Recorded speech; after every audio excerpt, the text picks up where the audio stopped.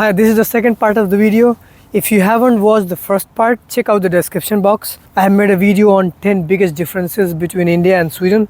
I am Anurag Singh. I come from the northern part of India called Uttar Pradesh, and I live in Sweden for almost 3.5 years. For 1 year, I studied and lived in the northern part of Sweden, a small city called Luleå.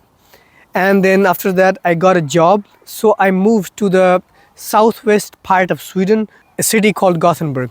I was talking to this friend from Sweden, and he mentioned that it's not a fair comparison because Sweden is a small country with only 10 million people. And India is a huge country with around 1.4 billion people. And its area is around about 2/3 of the Europe. The biggest city in India, Mumbai, has a population of around 20 million, 2 times the population of the whole Sweden. But still, it will be fun to talk about the difference between these two cultures. In India, there is a trend among people to look fairer and lighter. Whereas in Sweden, there is the trend is opposite. So many people want to look tanned and darker. So there are several theories regarding this, and I also talked to some people and they had certain opinion about this. India is an agricultural society, so if you're working in fields, it means that you're exposed to more sun and you're darker, who are considered poor. So the dark skin is associated with poverty in India somehow. And the people who are lighter means they have a white collar job and they work in offices and stuff. Fairer skin is associated with socially higher class. Fairness might play an important role in India in many ways. For example, if you want to be a Bollywood actor, maybe your chances are higher if you are fairer. Or if you want to find a groom, then your selection pool might be bigger if you are fairer.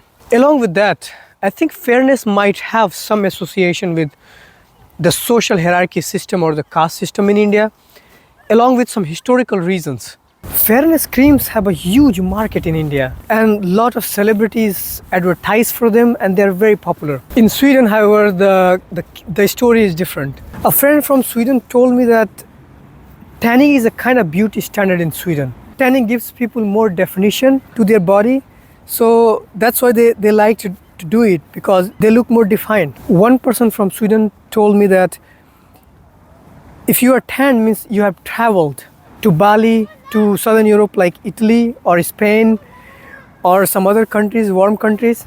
It's very important to understand that Sweden is a very cold country, and most of the time sun doesn't come out. Like during the winter time, it might be many weeks or even months when there is no sun. So only if someone is dark or tan, it means they have money to travel to a different country. Being tanned is associated with being rich. Another person told me that some people want to be tanned in Sweden or in Europe in general because it shows that you just have the money to spend on being tanned. Sweden is an industrialized society, so most people work under shade, for example in factory jobs.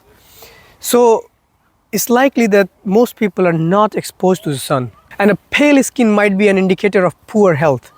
For example, someone who is lacking vitamin D. On the other hand, a person who is tanned means he has an active lifestyle outside the home, and he's likely to be more healthier. Our body gets tanned because of the ultraviolet radiation in the sunlight, and that's the natural way of getting tan or dark. But in Sweden you will see these artificial tanning lights, UV lights, that you can find in the gyms, saloons and all these kind of places. Sometimes people might have even in their homes.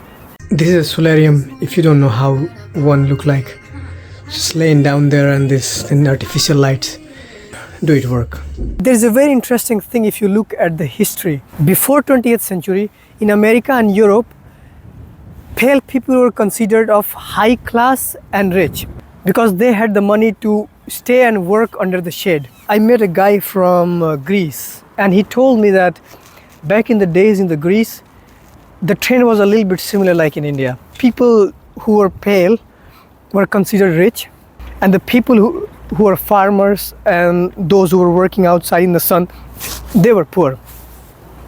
Things changed later after the industry start to grow, and now the people who are more tanned considered rich.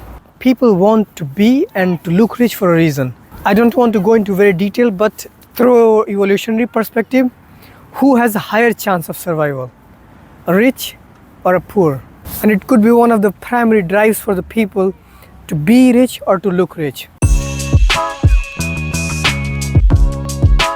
Well, this one is interesting. A big proportion of people in Sweden live together without marriage. They live like a normal long-term relationship. There are casual relationship. There are a bit formal long-term relationships that are called sambo, where you are officially registered that you are partners. And there are also people who are married in Sweden. In India, living together without marriage is considered scandal.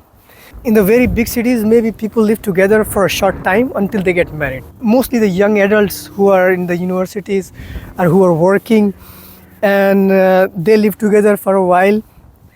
But after a certain time, they have to get married. It's not illegal to live together. This comes from the social pressure that people have. It's almost impossible. I don't know anyone who have lived together in India without marriage for their whole life. I know people who have lived together for a short while they're studying, or while they begin to work for a while, and they're young and they're living together. But if they want to spend their life together, they have to get married. All the women in India get married. There are no women who stays their whole life without getting married. Almost all the men get married. Almost all the men. I think only those men don't get married who are either jobless or criminals. They have a hard time to getting married. How people find a partner in India versus how people find a partner in Sweden are two different things. So in Sweden, two people are independently meet each other, they find a partner and they live together or they marry. Most of the marriages in India are still arranged marriages. People in Sweden will be surprised to know that still in India is the women's side who approach the men's side for the marriage proposals. So particularly when, for example, when a guy get a job, then if he has depend upon how good job he has, or what is his social status, what is his family's social status, or how much land they have, or all this kind of socio-economic situation. Based on those factors, a number of families from women's side approach the men's side to marry. Women in most of the part of India still are not independent to take their decision, as well as the men. Men's family usually choose that whom they're gonna have a relationship with. It's different in the big cities. I met some people from New Delhi and they tell that it's fairly common for the people in New Delhi to choose their partners. But in the villages and in small towns, it's still mostly the marriages are arranged marriage. This thing is illegal. This is called dowry, and still there is a lot of dowry happening in India. Dowry means like the women's family pay to the men's family. The ugly part of dowry system is that the men's family, based on what is their socio-economic situation is, they can ask for a cutoff that I want this much, at least this much amount of money in a dowry, and if you want to have a relationship with me, you have to pay more than this. It's illegal, and if they get reported, usually they can have a legal consequences. But yet, it's socially accepted thing, and it happens a lot. It still is happening. There is a very interesting thing about the family culture and individualism. I was reading this book by Yuval Noah Harari called Sapiens. And Sapiens talks about the differences in the industrial society versus the differences in the agricultural society. So agricultural society have a stronger families, and industrial societies have a stronger individual. Industries want individual to be strong so that you come out of the family and you work in the industry. Agriculture, however, fosters the family culture more. It doesn't mean that people are not connected in Sweden with their families. People are connected, but individuals are strong to take their own decisions. What is good, what is bad? Well, this is a very subjective thing here now. When families are strong, you have a strong social support, which perhaps could be weaker in industrial societies. And as the psychologists believe that there is no alternative to the social connections, so families provides a good support and a social connection to individual that can provide a good mental health and well-being. But it has downside too. So the downside is in terms of the marriages that I just explained, that individual is not free to take their own decision for their own marriage. And in these agricultural societies, mostly it's the old men or the women who are the head of the families. Usually they own all the land. Usually they have all the resources. They take most of the biggest decisions in the families. I know some of my friends from India, some women, for example, who loved one man and their family forced to marry to some other man. And then they had a miserable life after. There is a very important question here.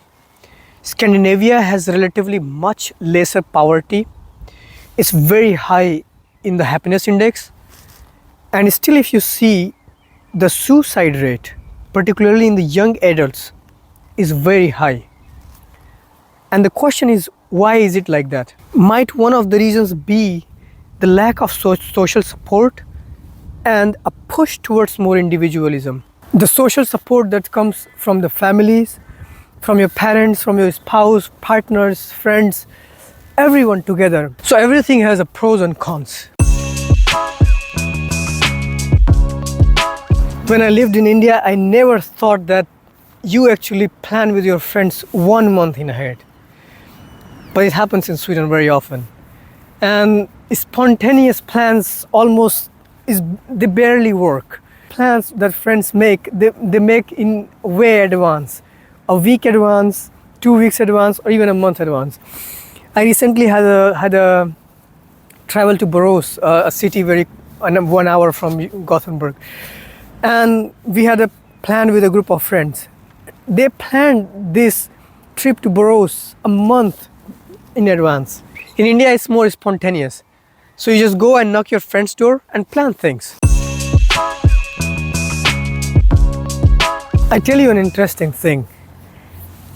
I did not know that I was lactose intolerant in India. And in India, you wouldn't find lactose-free milk. Most places, maybe some places, maybe very big cities, the packaged milk you will find lactose-free.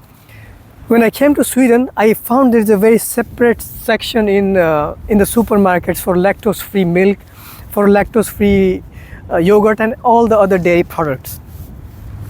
And when I tried one of those lactose-free milk, it actually worked for me. So my body can digest it. Lactose-free milks are not very special kind of milk. They are just normal milks that are free from lactose. Now, what is lactose? So lactose is a natural sugar that's found in dairy products.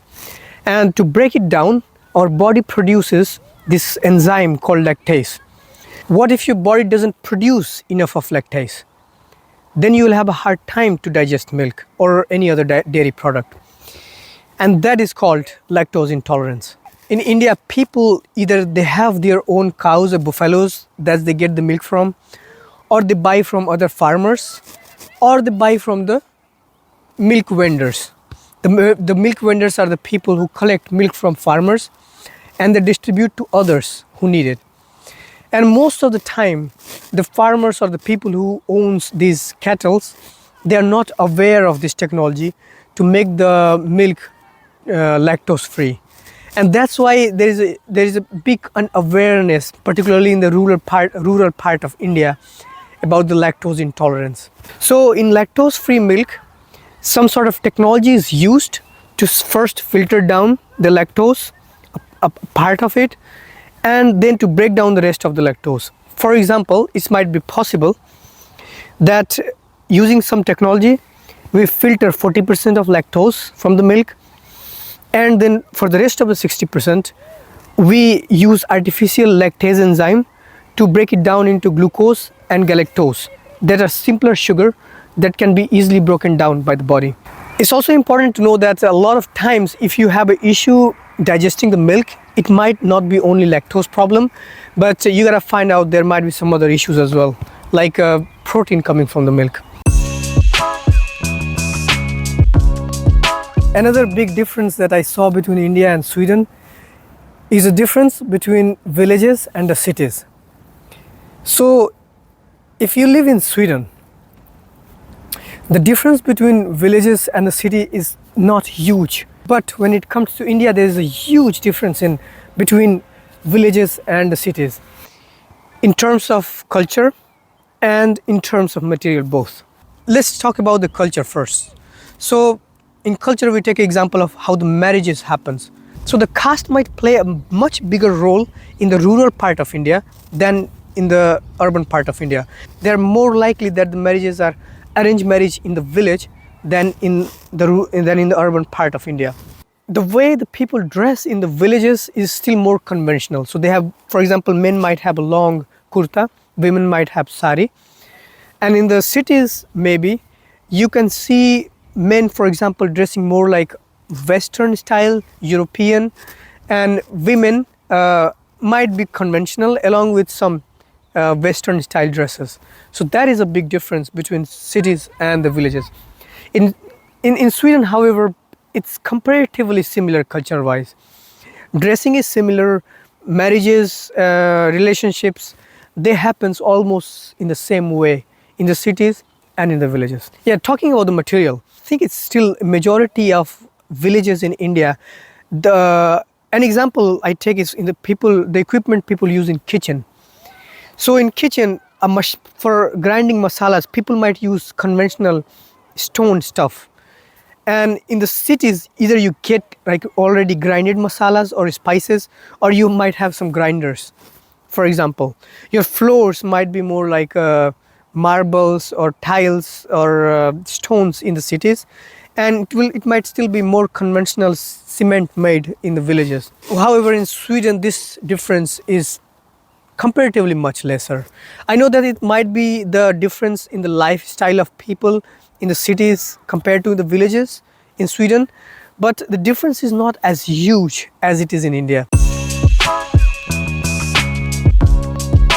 Another major difference that you will notice between India and Sweden is that whereas people in India are more on the extroversion side, people in Sweden are more towards the introversion side.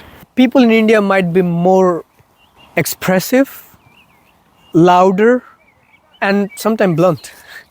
Whereas in Sweden, people are very shy.